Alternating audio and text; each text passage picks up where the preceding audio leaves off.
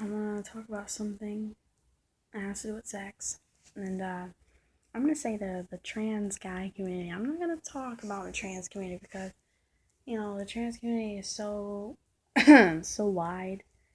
You know, like I said, it's so broad. I can't speak for every single transgender person, every single transsexual. I can't. What? Come on, no. You know, um, I'm gonna speak for trans guys, and this trans guys, uh, basically thoughts so far. This is something I don't hear most of the time. Like most of the time, trans guys, if anything, they talk about if they ever do get to the subject of sex. And I understand it's still a very sensitive topic. I get it. I get it. In general, and I'd say especially for trans guys.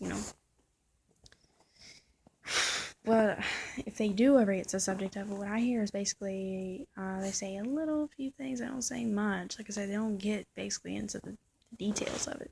They don't. Um, they really don't. They beat around the bush. But like you said,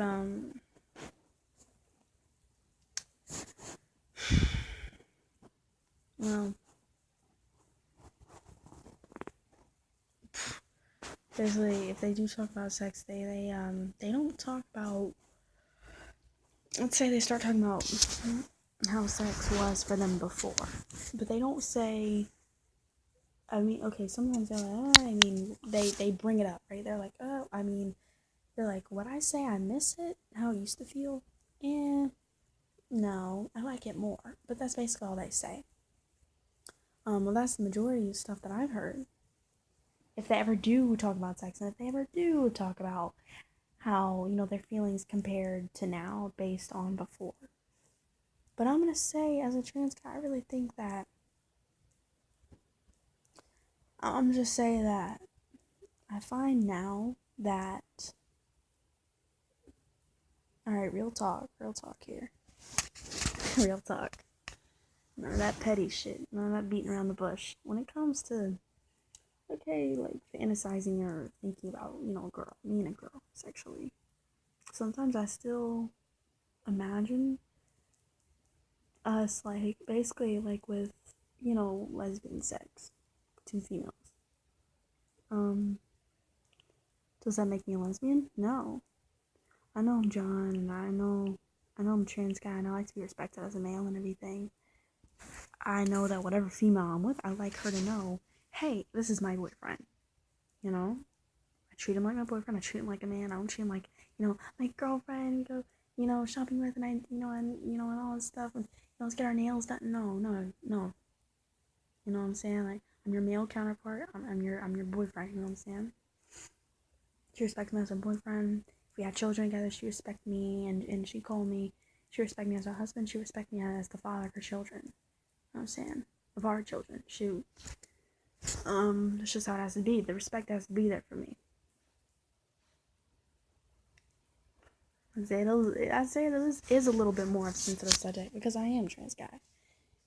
And there's so much doubt that I have of a girl actually being able to do that. Basically, I brought up before the point that most trans guys, they say, oh, I like more how it is now. The sex for them. But I'm going to say, again, they don't really say why or, what feelings make them, like what physical feelings really make it worthwhile. They don't. You have to look pretty hard to find something like that.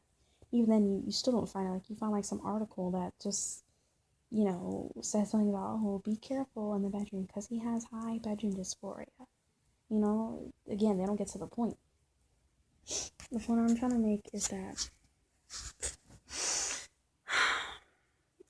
whenever I do imagine meeting a girl, like, it's like lesbian sex situation. I think it's only because I've never really had that with another girl before. Not really. In other situations, I've always been, like, the dominant one. And I liked it, I didn't mind it. Like, for my more dominant side, I didn't mind it. Sometimes I want to be like I would want to be the submissive one. I would be the one who wanted to, you know, I guess, be blunt, you know what I'm saying?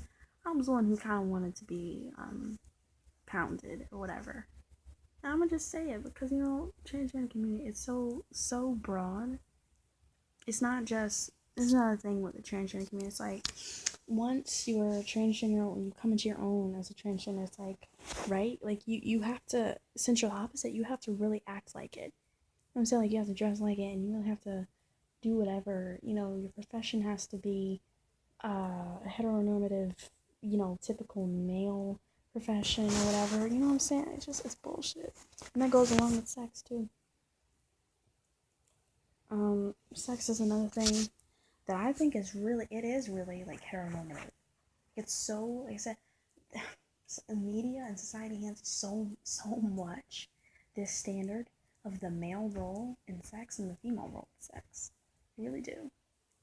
Anyway, with knowing that, that's why these little fantasies and me liking these fantasies of basically lesbian sex, this is why it freaks me out.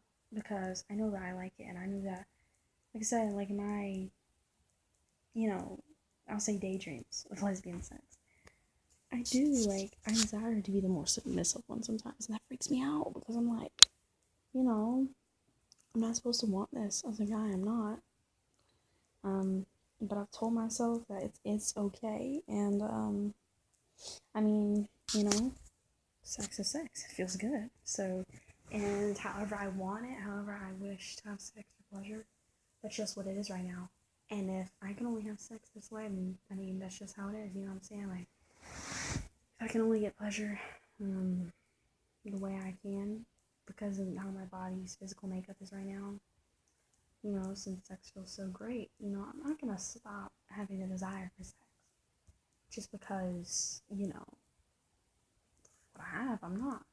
Even talking about this, like, I'm starting to get a little bit, like, like dysphoric, but whatever, you know what I'm saying? Like, we do it too much, and you gotta stop beating around the bush. Anyway, those fantasies will make me insecure, because I'm like, basically, I'm less of a man because of this. I'm less trans because of this. It kind of gets into that thing, am I trans enough? Just stupid, but it's real, like, I know that I still like to respect that as a man. Sometimes I also know, like, in the bedroom, I wouldn't mind flipping the switch and being the more submissive one, being the one who gets pounded or whatever, vaginally, yeah. You see, that also freaks me out because I realize, okay, if I plan to take testosterone one day, it's like, well, I mean, obviously my dick is gonna grow, but I'm scared that maybe these submissive desires I have, maybe they won't stop. And I get it, sex is sex, and everyone's comfort and everything, everyone likes what they like, but my fear is, and the main point is, if these things don't stop, if these tendencies have a desire for that, being the one who's, like, pounded or whatever, instead of the pounder, well, number one, does that make me less of a man? And certainly, how will I ever be able to have a partner with feeling the way I do? Because, like, what woman is gonna want a man who, is the one that she's looking at, like, from above, and the one that she's, like, strapping, I just, maybe, like, maybe, like, some,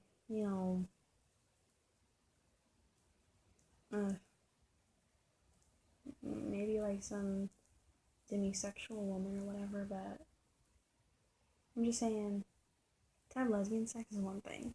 Like, when I have the body that I have, like, what's still, like, with its, like, feminine features and everything, that's one thing. And when my voice will sound a certain way, aka when sexually I can still sound a certain way. But what happens when I start taking tea? And I know I have the desire for that too. So either it's like, again, like, either I have to, like, put on hold, like, my desires to take testosterone until these little submissive desires sexually go away, or it means possibly never taking it because, of the example I'm going to throw out right now, let's say it's me and my girl, we're in the zone. Let's say I'm taking testosterone and my girl gets on top of me and she's trying to, like, pound me, whatever the hell, like, I would pound her or whatever. And, yeah, like, we're using, like, a strap or whatever. And it's just, like, I know for me, like, I can't imagine that being hot, like, or a turn on, like, even if she is, like, you know, like she doesn't care about like stuff like that, like sexually, like norms and everything. You know, like she doesn't see just masculine and just feminine. Like she, you know, she's so she pushes binary just so much. I just still can't imagine that being a nice turn on for her to look down and see like this man with, you know, hair on his face. You know, hair on his face, and you know, the the breast.